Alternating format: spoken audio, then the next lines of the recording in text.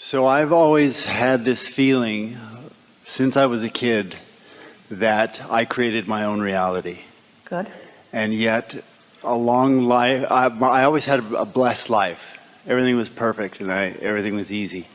And I somehow got this feeling that I had to work harder than I was. That things had to be more difficult than they were. That's not uncommon as you're doing that humaning thing where you're comparing your abundance with their absence of abundance. It's not uncommon to then come to the flawed premise that you have to justify your abundance through struggle, that you have to pay some price for it. You don't have to pay a price for it. That'll just get you all balled up. You don't have to pay a price for it. There's no price to be paid. Well, I did in somehow, some way, some reason. And I got to where I felt like I had to struggle more than I was. And I became... Well, that's because you're trying to see yourself through the eyes of others. That's sort of where we began here today, isn't it? Trying to see yourself through their eyes, and so trying to adjust yourself so that you're more palatable to their eyes. But that's hard because there's a lot of them that think a lot of different ways about a lot of different things. It's sort of a futile thing. So now where are you? Well, I became more of a human doing than a human being. That's not uncommon either. I felt I had to go, well, it's obvious, isn't it? If you're doing something, you can pick something up and move it over there, and there it's done. I've accomplished it. Where this crap we're talking about here, we don't mean to be disrespectful of our own work, but we got that out of some of your minds sometimes. You can't see it or hear it or smell it or taste it or touch it. And so you sort of in the beginning have to take it on faith. You have to take it on how it feels to you before you can witness the results of it. That's what we meant earlier when we said Esther just looks kind of smart and kind of sure of herself. But when you know that you have quieted your mind and you know that your vibration has risen and you get an idea that you haven't had before and you follow through on that idea and it pays off, then you have shown yourself what absence of resistance will bring to you. In other words, you sort of have to show it to yourself. People who often are teaching you about struggle, they're not accessing the leverage of the energy that creates worlds. They're counting on other people to do what they need them to do. So they need to boss you around. They need to make you subservient. They need to make you believe that you have to pay a price. They'll say, you must not be selfish, but you know what they mean? Satisfy my selfishness. You shouldn't be selfish and do what you need to do. You should be unselfish and do what I need you to do. What? They mean well. They just don't understand how it works, and most humans are doing some form of that.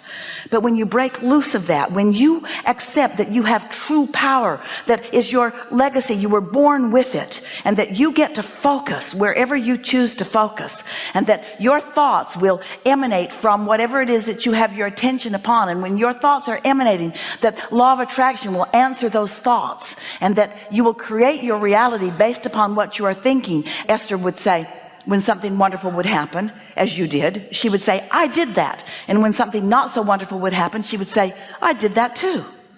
As you start to make the correlation between what you're doing and how you're feeling and what's coming back, then you're home free, you see.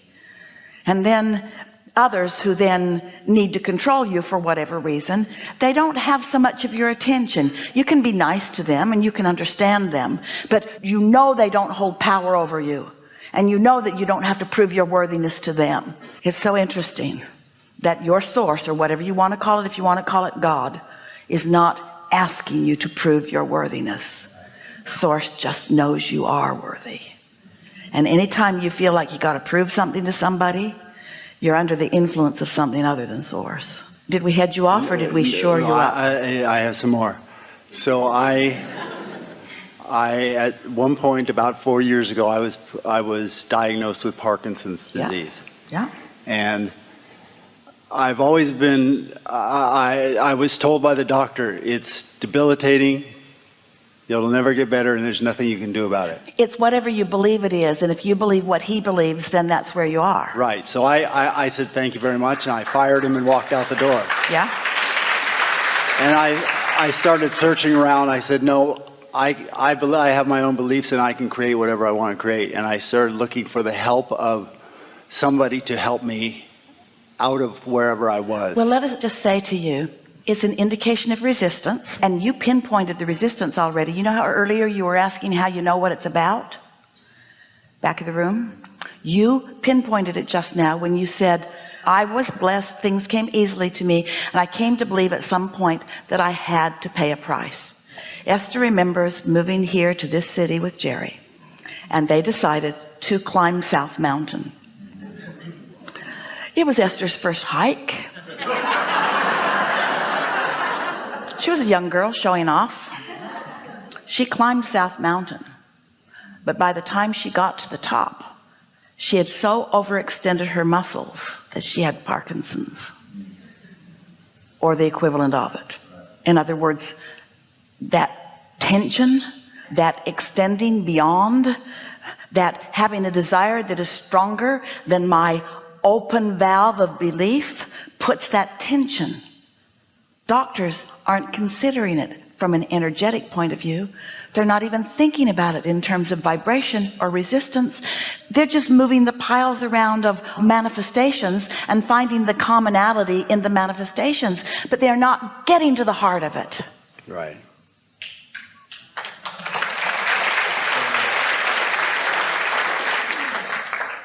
So when I couldn't get myself out of the manifestational awareness, which is emotion, rather than post-manifestational awareness, time when it's much less active.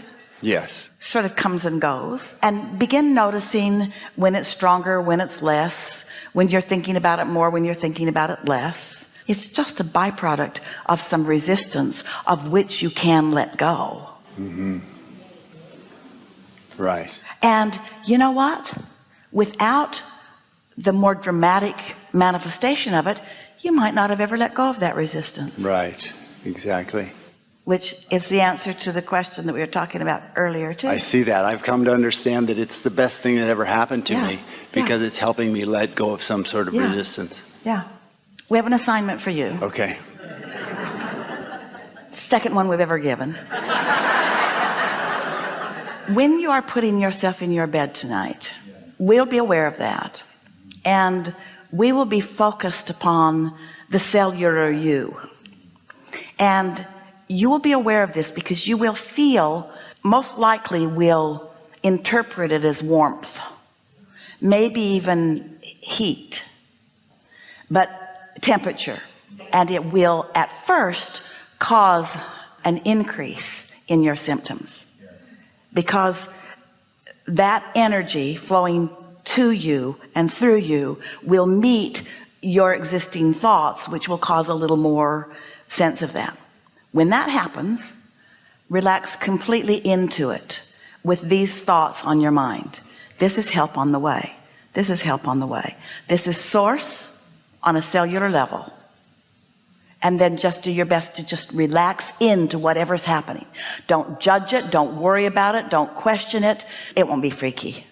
Nothing freaky. The room won't catch on fire and nothing will light up and you won't levitate. It's not anything like that. You will just have physical sensations, and your assignment is just to completely relax into them.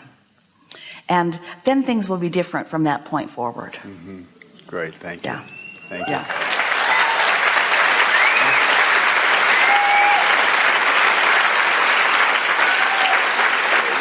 Now see how there's a sort of increase of it right now? Yes, because it's a lot. We've got our attention upon you. Yes. And so it's almost like you can't control yourself because we've got our attention all over you. And so the resistance that you do have is being met. And so that's a normal thing. So if we were to completely withdraw our attention from you, which we can never do, if your inner being could completely withdraw attention from you, which it will never do, then it's that same story again, isn't it? So you know that your inner being exists, yes? Yes, yes, yes. And you know that your inner being has your back and is on your side. Yes. Do you know that every cell in your body is known by your inner being, and that the cells of your body are asking constantly, and that when they ask, that source always answers, but that your thoughts about needing to pay a price get in the way? Your cells ask, source answers, and you're in the way, and that's what that's all about.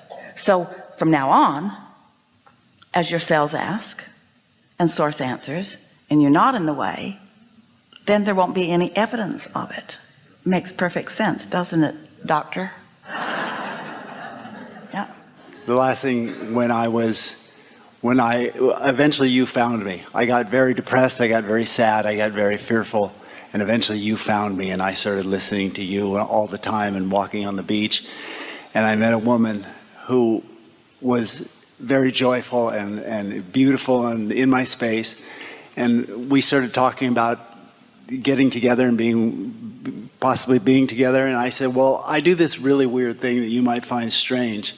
I listen to this woman who has this, talks about this Whose being. husband calls her Abraham. He called her Abraham.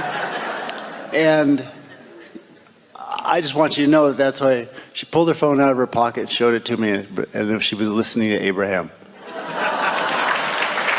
And I knew it was right. And she's come into my life. She's here with me today, and it makes me feel like right now I need to say to her, I like you pretty good. You want to see how it goes? And I want to know if she would marry me.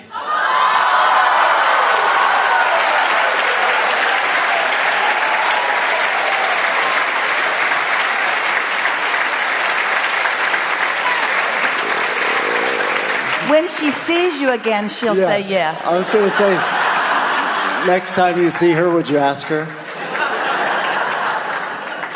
Thank you. Sit right there.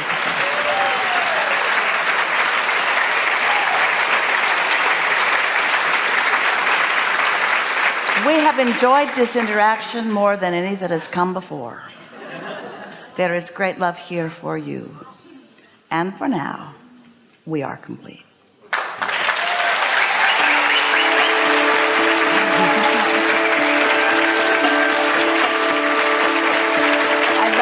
I love you.